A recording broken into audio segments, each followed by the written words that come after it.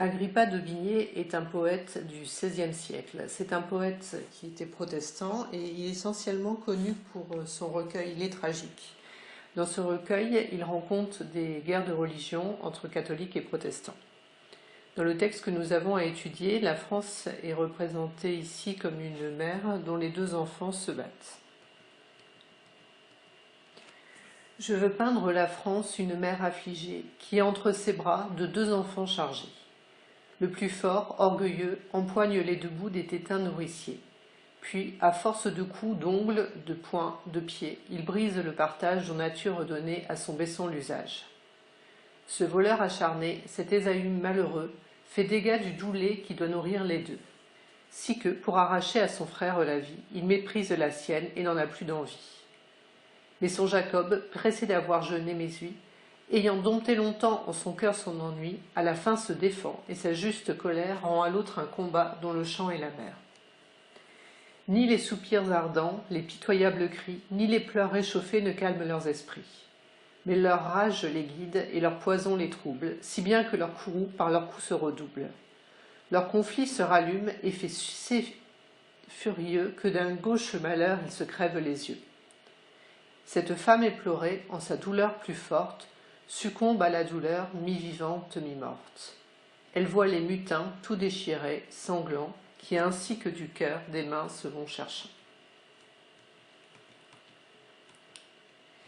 On peut remarquer au niveau de la forme de ce texte que le texte est écrit en alexandrin. « Je veux peindre la France, une mère affligée ».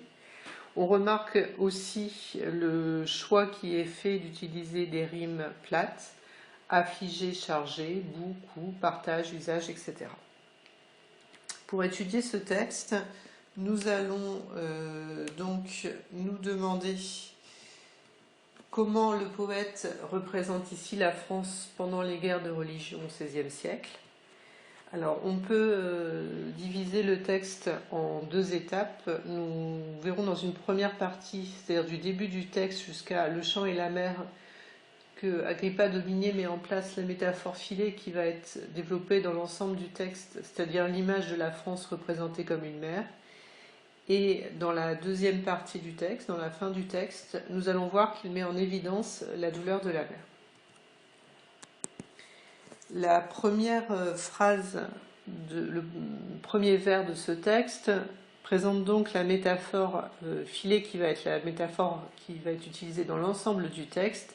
Je veux peindre la France, une mère affligée. Donc nous avons bien affaire ici à une représentation de la France, donc dans le contexte précis d'écriture qui est celui de la guerre qui est venue opposer les catholiques et les protestants. On pense notamment à la Saint-Barthélemy, qui est le massacre des protestants par les catholiques, massacre organisé.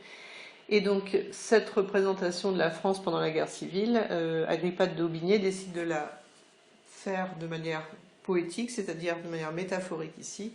Et donc cette France est une mère affligée, c'est-à-dire une mère souffrant. Donc le texte va venir développer cette image de la mère. Nous avons au départ l'idée qu'elle tient dans ses bras ses deux enfants, entre ses bras de deux enfants chargés, que ce sont deux enfants qu'elle nourrit, puisque le texte fait référence à cette activité nourricière de la mère. On parle des tétins nourriciers, donc elle les nourrit au sein.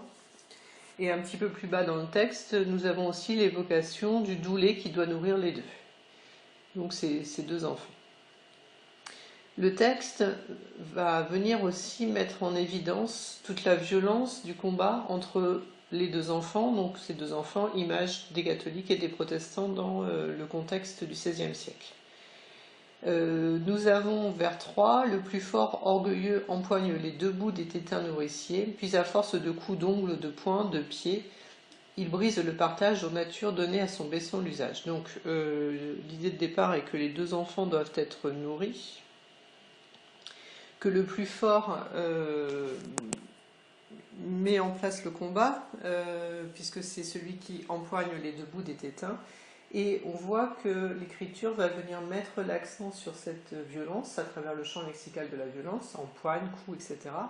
mais aussi à travers l'accumulation des actes violents à force de coups, donc de poings, de pieds. Donc là, ici, on va avoir l'accent qui va être mis sur les coups portés, avec en plus l'accumulation du son de, deux coups, donc deux poings, deux pieds. Agrippa d'Aubigné fait ici référence à un épisode religieux, puisqu'il va venir comparer les deux enfants évoqués plus haut à deux frères de la Bible, Ésaü et Jacob. Donc on est bien dans le contexte du XVIe siècle, qui a une connaissance assez précise de la Bible, et donc il va bien pouvoir faire la référence à ce conflit fraternel qui existe dans les textes bibliques. Le texte va continuer à développer l'idée de violence entre les deux enfants, puisqu'on voit que l'un des frères cherche à arracher à son frère la vie. Donc là, de manière métaphorique, on parle d'une mise à mort qui est envisagée, à l'image de la guerre qu'ont menée les catholiques vis-à-vis des protestants et des persécutions qui ont été exercées vis-à-vis d'eux.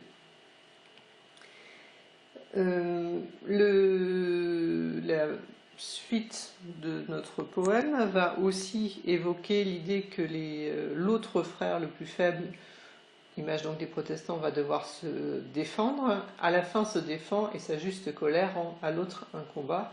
Donc on arrive à ce qu'est l'expression en fait d'une guerre civile, c'est-à-dire la participation au conflit de deux camps.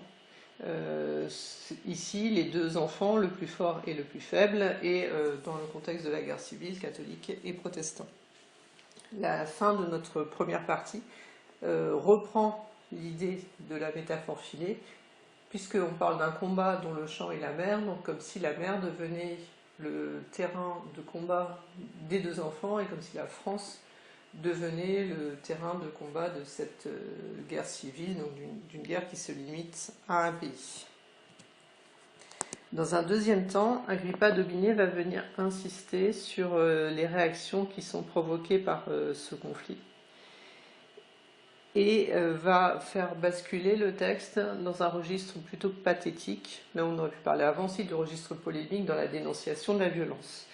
Ni les soupirs ardents, les pitoyables cris, ni les pleurs échauffés ne calment leurs esprits. Ici, on va faire référence à la réaction de la mère qui voit ses enfants se combattre les uns les autres, et par l'écriture, par l'accumulation, le poète va venir insister sur les sentiments de la mère, soupirs ardents, pitoyables cris, pleurs échauffés, avec à chaque fois un nom commun et un adjectif. À cette souffrance de la mère s'oppose la rage et la colère des enfants, puisque c'est bien ce champ lexical qu'on va retrouver par la suite. Leur rage, leur courroux, leurs coups se redoublent. Ils réagissent de manière furieuse, nous dit le texte. Donc il y a bien une opposition en fait entre des sentiments des enfants et de la mère ici, avec la volonté de venir décrire de manière très précise cette violence qui est exercée. On parle de coups qui se redoublent, on parle de se crever les yeux. Puis à la fin du texte, on évoque aussi le fait que les mutins sont tout déchirés, sanglants. C'est-à-dire qu'il y a vraiment la volonté de venir donner une représentation visuelle de cette violence qui est exercée et précise.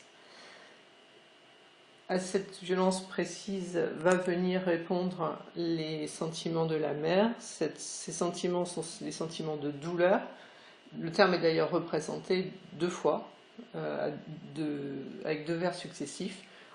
Cette femme éplorée en sa douleur plus forte succombe à la douleur, mi-vivante, mi-morte. Et le texte vient en fait nous présenter l'image d'une Mater Dolorosa, c'est la femme éplorée.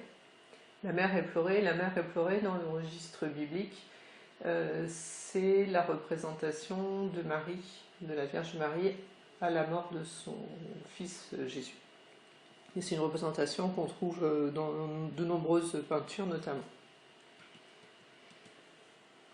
En conclusion, ce texte repose donc sur une métaphore filée pour représenter la société du XVIe siècle. La France est représentée comme une mère dont les enfants se battent. Ce combat est extrêmement violent. La douleur de la mère est aussi évoquée de manière assez insistante. Et tout ça permet à Agrippa d'Aubigné de venir évoquer la guerre civile entre catholiques et protestants de manière poétique.